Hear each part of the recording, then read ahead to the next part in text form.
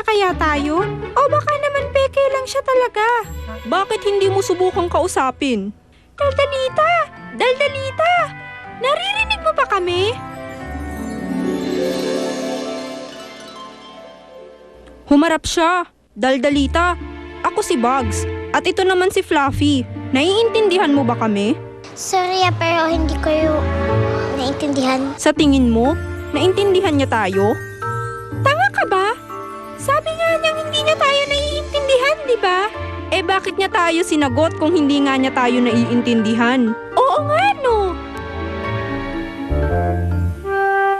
Bakit niyo tinatanggal ang mga gamit ko? Saan niyo dadalhin yan? Huwag yan! Kumot ko yan!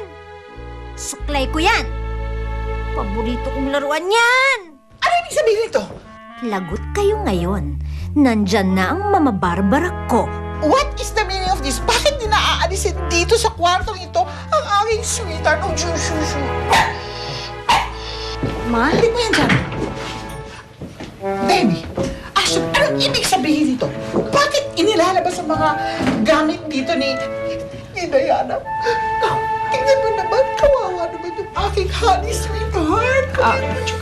Ma, pinapayos lang namin yung kwarto kasi ito yung magiging kwarto ni Daldalita eh. Ano? Ang ibig mong sabihin?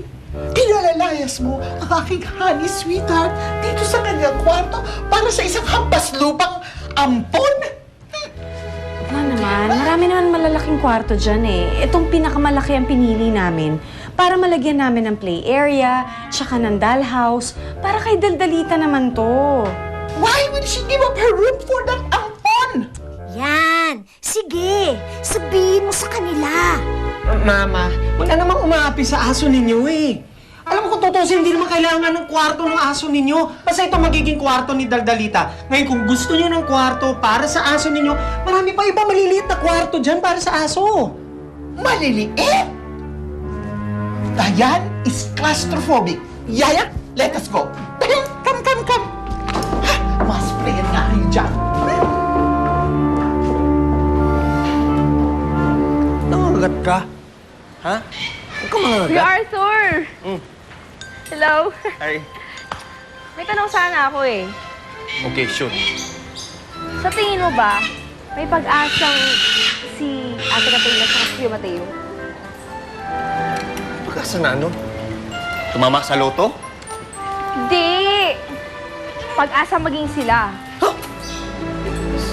Si Mateo tsaka si Katrina? Magiging sila? Sus, parang malabot naman na yata ang mangyari yan. Pero, alam mo, noong unang panahon, parang may something-something yung dalawang yan eh. Oo. Kaya lang, siyempre, iba na ngayon, di ba? Pareho na silang may kanya-kanyang boyfriend tsaka girlfriend. Tsaka, kita mo nga, huwag ka mag-uusap yung dalawa para magpapatayan na. Oh, paano magiging sila? Oh. Teka, ha? Bakit mo natanong? Eh kasi, nakita ko silang dalawang magkayakap dun sa may kulungan ng gorilla. Ano? Oo! Kita-kita ng dalawang mata ko talaga. Magkayakap si Katrina tsaka si Silang Mateo? Sus, hindi ako naniwala dyan.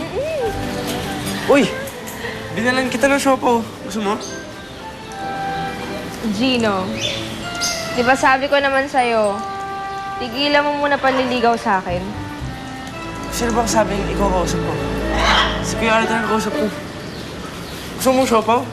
Ito, mainit pa. Sige. Paborito kong siopaw. Naman, Thank you, ah. ganyan ang mga magkakaibigan. Nagbibigayan. Oh, Marga. Baka ikaw rin gusto mo. Di ba may kaibigan naman tayo? Medyo nagugutom na rin ako. Oh, ito. Sa'yo na. Salamat. At dahil magkaibigan tayo, lilibre na lang kitang soft drinks. Ikaw, sama ka, Kuya Arthur? Sige. Mas ba, libre yan, ha? Pero tapusin ko lang to, ha? Ha? Hindi, wala.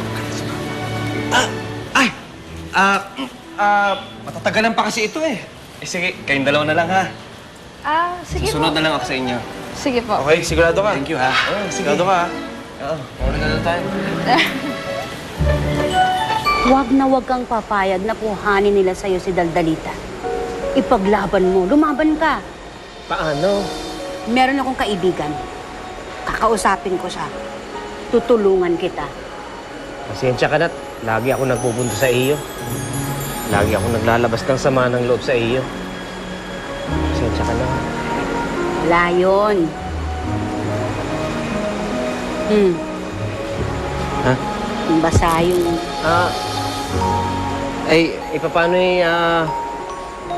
ako'y naulanan eh. Nako, naulanan. Kaiiyak mo yan. Ayan tuloy.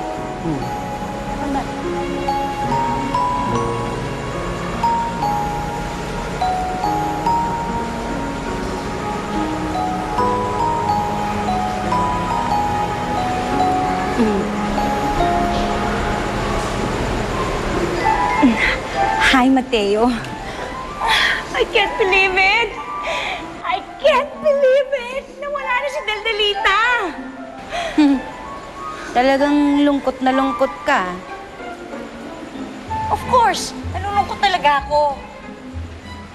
But we have to think positive. Let's be positive for the brightness of the future. At malin mo, talaga yun din naman talaga ang para kay Daldalita na talaga mawala na siya para sa ikakatahimik ng lahat. Cherry, hindi pwede. Hindi maaari yan.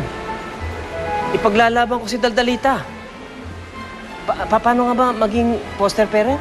Sinabunutan ka talaga ng unggoy? Oo nga, akala ko hindi na ako bibitawan eh.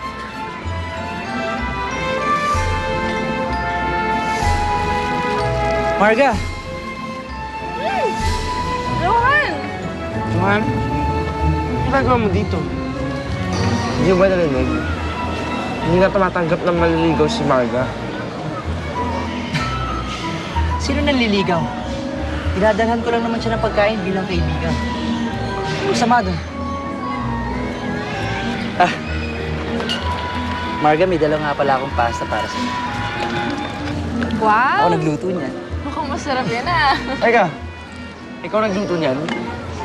Parang hindi naman natin gagawin ng kaibigan yan eh. Manliligaw na ata yun. Johan, sorry, hindi ko yata matatanggap yung pasta mo. Sinabi ko naman sa inyo na hindi pa ako pwedeng ligawan. Hanggang kaibigan lang muna. Ano, Trish, matutulungan mo ba kami? Nung tinawagan mo ko sa phone, nag-research ako, no? Kaya eto, may listahan ako ng mga qualifications para maging isang foster parent. Number 1, kailangan meron kang steady income. Di naman kailangang malaki, pero dapat sapat sa pangangailangan ng bata. Ay pasok ako diyan. Ay hindi naman malaki ang sweldo ko pero hindi naman ako naghihikahos. Minsan ay nagkukulang. Minsan naman ay naitatawid. Good na yan. Ano pa? Kailangan physically at emotionally healthy. Ay wala nang mas healthy pa din eh. Ano pa? Sige, check na. Ano pa ga? Next, kailangan 25 to 60 years old. Ay, pasok eh. Ay wala na gang iba. Kailangan married.